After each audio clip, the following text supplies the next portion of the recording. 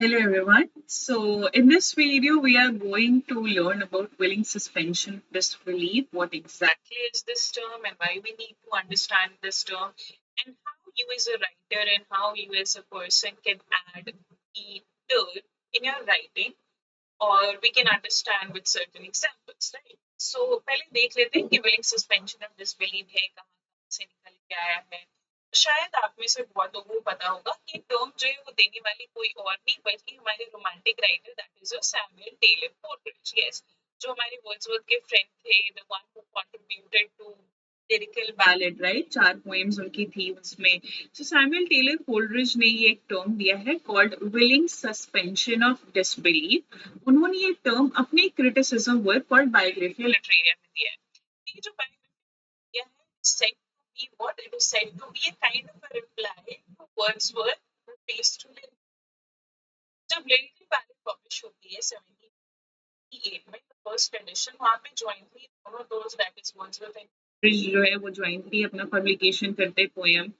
फिर 2 साल के बाद जब सेकेंड एडिशन आती है तो Wordsworth decided to write preface where he defined the poetry, the art of poem and also what is the duty of writer और उसी चीज को हल्का डिफाइंड और बहुत सारा चीज जो है उसके ऑपोजिट में बोलने के लिए वर्ड्सवर्थ फ्रंट में आते हैं and he decided to write a work of a criticism जहाँ पे वो अपनी ओपिनियन देते हैं कि what are the duties of poet how your imagination is the core point of your writing और वो 1817 में बायोग्राफी लिटरेरिया पब्लिश करते हैं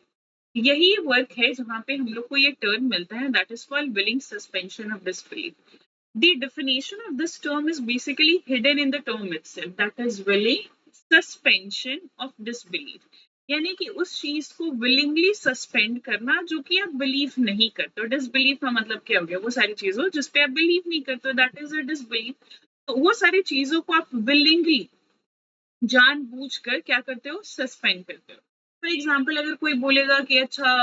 कोई एक इंसान है जिसके बड़े बड़े पंख है वो उड़ के जो है वो स्कूल जाता है या उड़ के वो कॉलेज जाता है तो आपको लगेगा यार ये तो बिलीवेबल ही नहीं है इस पे तो बिलीव कर ही नहीं सकते it is not true it can not turn into reality तो अगर आपको कोई बोलता भी है तो आपको पता है कि ये इलॉजिकल है इरेशनल है कोई इसमें लॉजिक सेंस बनता ही नहीं है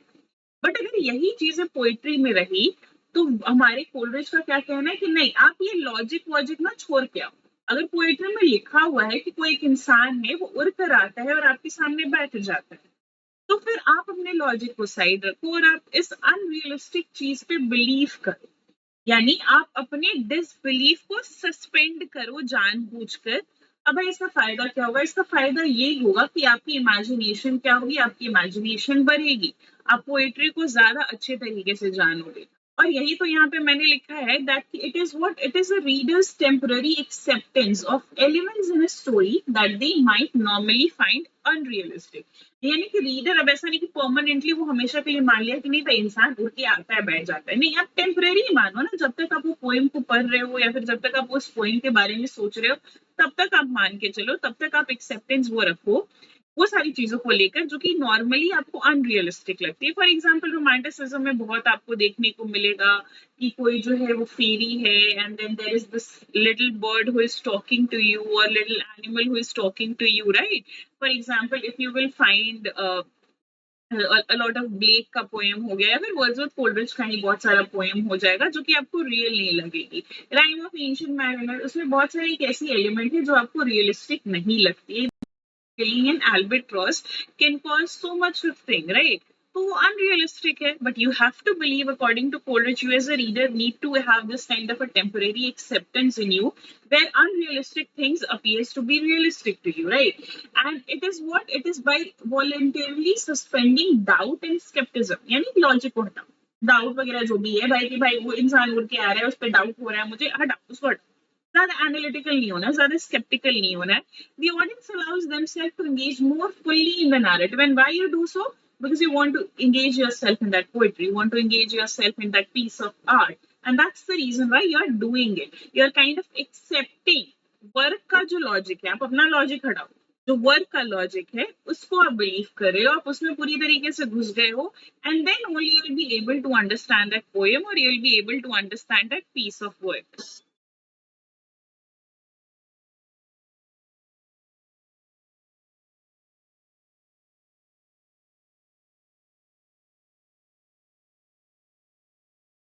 ओके, मूविंग फॉरवर्ड, तो ये तो आपको पता ही है कॉन्सेप्ट कहाँ से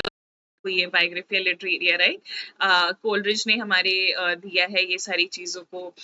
coming to the next point that we has that कि Coleridge we have is that Coleridge argued that for a narrative or poem to engage an audience emotionally and intellectually it needed to balance realistic human experiences with imaginative elements. Now जो अगर आपने Biographia Literaria पढ़ा होगा तो हमारी Coleridge ने काफी अच्छे तरीके से इमेजिनेशन को डिस्क्राइब किया और उन्होंने फैंसी को डिस्क्राइब किया, और वो बोलते हैं कि imagination and fancy totally two different thing है, टू डिफरेंट एलिमेंट है. और अपनी पोएट्री को एज अ पोएट, अगर आपको अपनी पोएट्री को ग्लोरीफाई करना है then you need to have a particular imagination,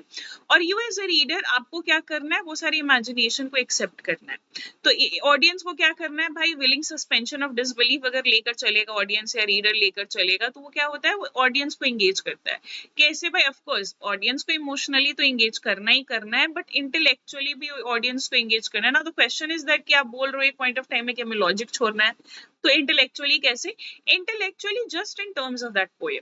कि पोएम में आप जो पोएम में लिखी हुई चीजें है या उस टेक्स्ट में लिखी हुई चीजें है उसको आपको लॉजिक लेकर चलना है, उसको आपको रीजन लेकर चलना है. अगर पोएम में लिखा है कि इंसान उड़ के आता है तो आप उस चीज को बिलीव करोगे और इंटेलेक्चुअली आप उस चीज को क्या करोगे, एक्सेप्ट करोगे. I hope that you people understood, right ना. इसमें मैकेनिज्म थोड़ा सा हम लोग देख लेते हैं कि क्या क्या चीजें जो कि राइटर डालते हैं टू एक्सेप्ट और टू काइंड ऑफ लाइक की put this whole category of suspension of disbelief. तो आपको क्या रहता है ना, वर्ल्ड बिल्डिंग यानी डिटेल बहुत सारी ऐसी ऐसी चीजें रहेगी जो कि काफी ज्यादा फिक्शनल रहेगी. यानी फॉर एग्जाम्पल अगर आपको पता हो मालगुरी हो गया या फिर वेसेक्स हो गया हमारे टॉमस हार्डी का, ये सारा फिक्शनल वर्ल्ड है, रियलिटी में एग्जिस्ट नहीं करती है, लेकिन टॉमस हार्डी ने इतने अच्छे से डिस्क्राइब किया है ना कि ये वर्ल्ड आपको रियल लगेगी, राइट. तो ऑथर क्या करता है ना कि थोड़ा वैसा नहीं कि पूरा पूरा इलॉजिकल चीजें घुसा दी, इलॉजिकल भी रहती है लॉजिकल भी रहती है, but it appears to be, वो इस तरीके से लिखेंगे ना कि आपको बिलीव हो जाए, यानी काफी रियलिस्टिक अप्रोच रहता है. फैंटेसी है but the way they are writing appears to be very real, right. The author creates consistent and logic systems within the fictional world, even if they are fantastical. कि भले वो fantasy में रहे, but they are trying to what? They are trying to give you a very consistent और very realistic approach आपको वो देना चाहते हैं. This internal consistency help readers to feel that the events, however unlikely, are believable. यानी कि events जो है वो क्या है, वो आपको believe हो जाता है वो events से. Relatable characters and emotion, कि भाई भले बहुत सारी चीजें इस कुछ poems में ऐसी रहती है जो उस पे आपको believe नहीं होती, लेकिन characters आपको relatable लगेंगे, emotions आपको, जैसे कि गुलिवर्स ट्रैवल हो गया, लिलीपुट हो गया, उसमें छोटे छोटे इंसान है, आप बिलीव करोगे नहीं बिलीव करोगे, भाई हमारा गुलिवर जायंट इंसान है और छोटे छोटे बाकी जो है वो लिलीपुट के जो सिटीजन है वो सब क्या है, नेटिव जो है वो लिलीपुट के वो सारे छोटे छोटे है. तो वो तो आपको पता है, but you are still believing ना. Why you are believing? Because characters appears to be real to you. The way writer is writing, the way the emotions are crafted by the author appears very relatable, कि भाई Gulliver काफी alienated feel कर रहा है, काफी अलग feel कर रहा है, and you are able to relate to that character and the emotion of that character. यहाँ पे थर्ड होगा, थर्ड एंड देन ये फोर्थ होगा आपका gradual introduction of fantastical elements, that of course you will find that कि अचानक से कोई चीजें ब्लो अप नहीं होगी, धीरे धीरे चीजें जो है आपको रियलिटी में लेकर जाएगी. Maintaining internal logic, right. अब इंटरनल लॉजिक क्या होता है, एक्सटर्नल लॉजिक क्या होता है? External that is totally universally accepted,